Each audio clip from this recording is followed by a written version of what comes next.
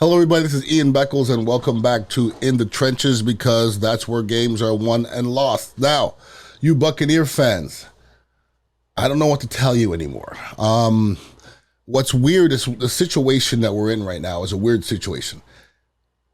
It doesn't matter whether the Bucs win or lose. The Bucs are going to win the South. The Bucs are going to the playoffs. And the last couple of games, to me, it's not about winning or losing the games. It's about what's happening during the game. And you have to applaud the Buccaneers for sweeping the Saints. You have to. I think it's been 15 years since they swept the Saints. It's a long-ass time, okay? But do you want to applaud them for having to come back at home against a crappy Saints team and Andy Dalton as a quarterback? Well, I mean, I don't know if we really want to applaud them for that if we think we're a playoff team. And like I said, it's a weird situation where it doesn't matter if the Buccaneers win or lose. This is what happened. This is what's going to happen. The Bucs are going to have a home playoff game. Tom Brady's going to have a home playoff game. I don't think I have to go back and look at Tom Brady's home playoff games and his record. Now, you can say Tom Brady's not the same player, and I would have to agree with you. He's not the same player. What I see out there is not what I saw even last year. There's a lot of long balls hitting the ground, everybody. A lot of long balls hitting the ground. I don't know what's happening between Mike Evans and Tom Brady, but it's clear that something is happening. I'm not trying to cause a stir anything, but when they're replaying and they're showing one side double team, the other side single covered, and Mike Evans has this guy beat. And towards the end of the game, I was really paying attention. Every time he threw it to Mike Evans, he caught the ball, I believe. The other 80% of the time, I don't even think he was looking at Mike Evans. There was a couple times Mike Evans was wide ass open. And this has been more than once. I think it's a couple games of people that are there. They say Mike Evans is running wide ass open and nobody's getting him the ball. So I don't know what the situation is there, okay? Our Buccaneers win a football game at home, 17-16. They come back. It's all good. Brady's a miraculous genius. He brings them back. You scored 17 points. It's not good enough, everybody. It's good enough to beat the Saints at home with Andy Dalton, but that's not good enough. We're Buccaneer fans now. This is good enough with Jameis Winston at the quarterback. You applaud that. We don't need to applaud that as Buccaneer fans. You're 500. We should be applauding that. Like I said, we all know what's going to happen at the end of this. We know what the situation is. Are we going to be good enough to win a home playoff game? If you're saying yes, we are, I'm going to say, what are you hanging your hat on? What are you hanging your Buccaneer hat on that they're going to be good enough to win a home playoff game against anybody? Let me say this. NFC ain't that damn good. So they have a chance. They really do. And I think not calling those timeouts in Cleveland mess with the Buccaneers a little bit, their psyche. If you're in the offensive huddle and there's 30-something seconds and the clock's ticking and you're not trying to call a timeout, everybody in the huddle's talking. What the hell's going on? They don't have no faith in us. They don't love, look, this is real. That's what's going to happen. This is bullshit. That's what's going to be said in the huddle. I'm just let you know. This is BS. What the hell are we doing out here? He's a defensive coach. That's going to be said in the huddle. So I'm not saying that Todd Bowles has lost the locker room, but sometimes the locker room gets divided, okay? And I could see it and feel it a little bit. I could feel it a little bit. I could feel a little tension between Mike Evans and Tom Brady. I could feel a little bit. There's something is kind of funky between the running back situation. Don't know what it is. One day one looks good, the other one looks good, and I don't know. Personally, I think Fournette's our best bet. That's me. I think Fournette gives us our best chance. Rashad, to me, at times, tippy-toes too much. If there's sometimes 3 there, he gets -1. I know that Fournette's going to give, if there's 3 there, he's going to go get me 3. And sometimes that's better than the big play. And he's not, Rashad's not really getting those big plays either. Okay, so don't be scared. Don't be shocked if you see more Fournette going forward because Fournette's been there and done that. Okay, Rashad's still a young football player. Now going into this football game, the question marks were all over the place as far as the interior line goes. Now the Buccaneers going into the game with Donovan Smith as their only returning starter from last year, and to be honest with you, he was playing the worst football of everybody. And I applauded Donovan Smith for what he did the year before and maybe a half of the year before that. He's not playing good football this year. Getting ate up. I believe they said yesterday that he was the most penalized offensive lineman or penalized player in the NFL. There ain't no way to, and he had a couple doozies yesterday. The most penalized player in the NFL, there ain't no way around that. Okay, you ain't playing, that's not good football. I'm sorry. And you know what? Josh Wells, going to applaud the hell out of him because you're going to miss Tristan Wirfs, and I didn't hear Josh Wells' name that much. That's the indication whether you're playing well or not as an offensive lineman, whether you hear their name, okay?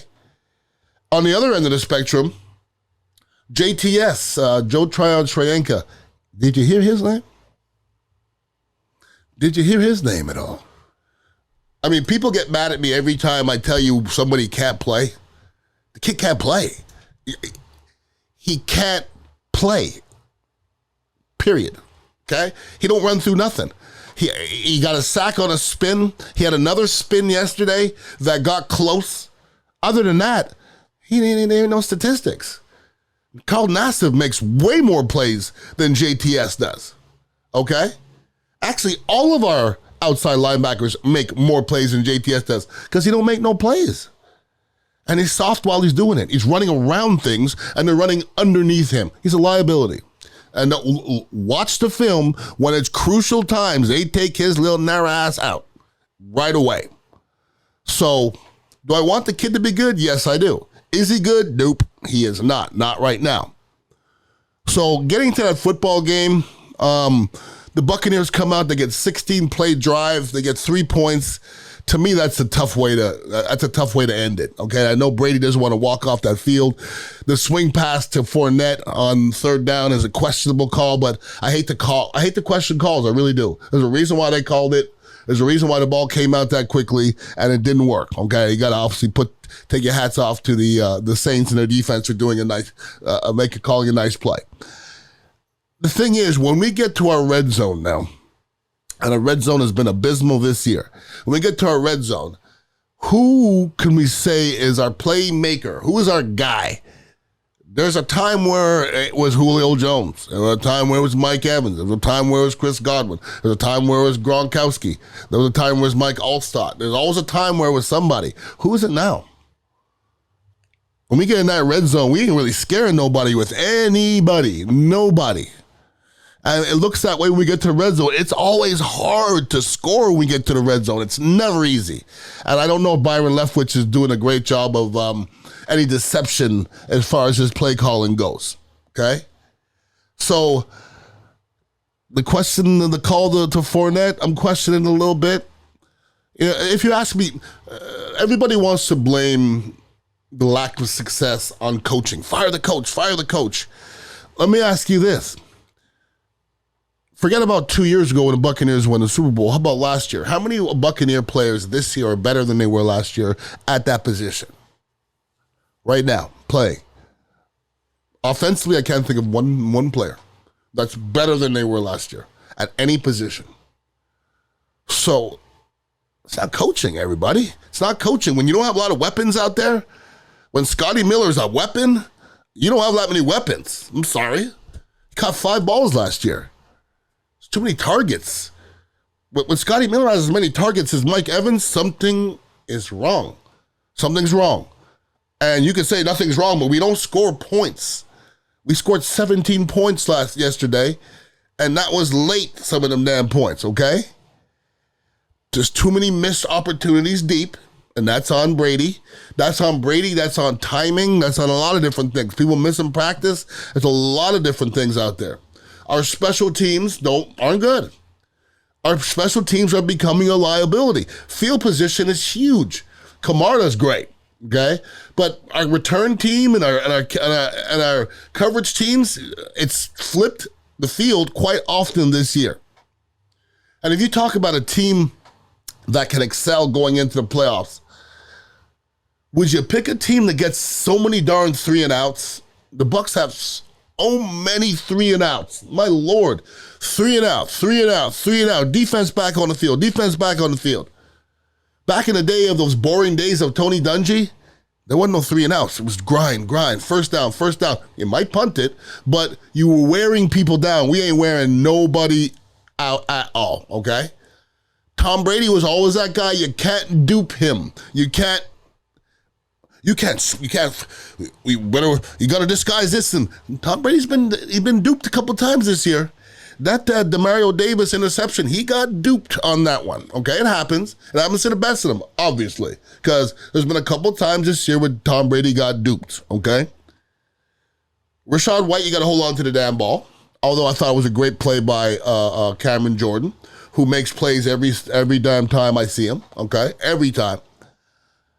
You know, I thought the pass interference call on Carlton Davis towards the end of that game was kind of bogus.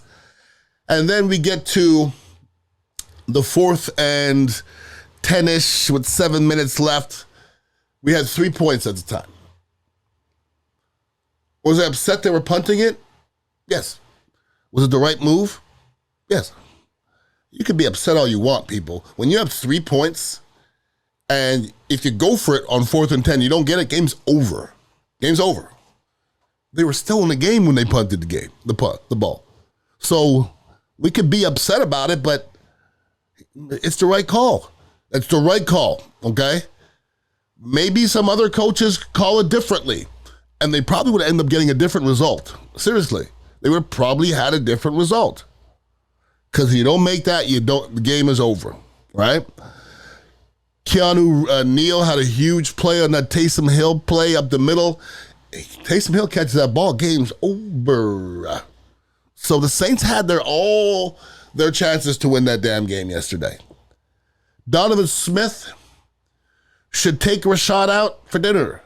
Because Donovan Smith, stop with the wide hands holding. People are watching for you. When you're the most penalized guy, you don't get the benefit of the doubt anymore. Your hands are too damn wide, young man. The most penalized guy, that holding to take back that one touchdown, boy, that would have been something that would have hurt for a long, long time if they couldn't figure out a way to get that done.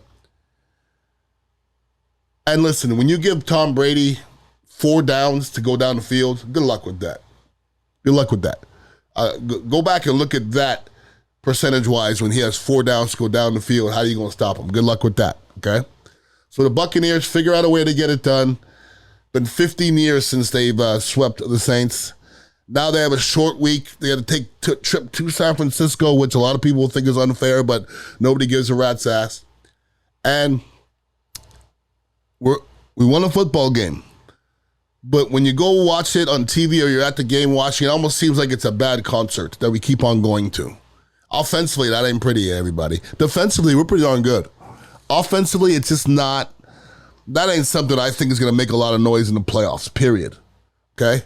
That being said, Tom Brady at home in the playoffs is a safe freaking bet. Believe that. So moving forward, we'll see.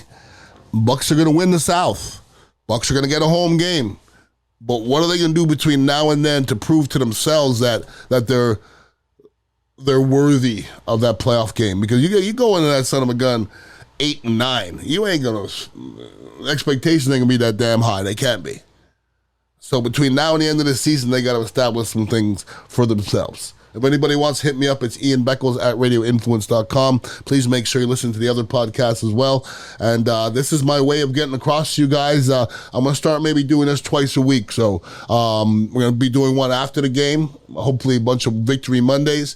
But we'll probably start doing them on Fridays as well because I got a lot more to get off my chest. So everybody have a wonderful week and please be safe. Peace out.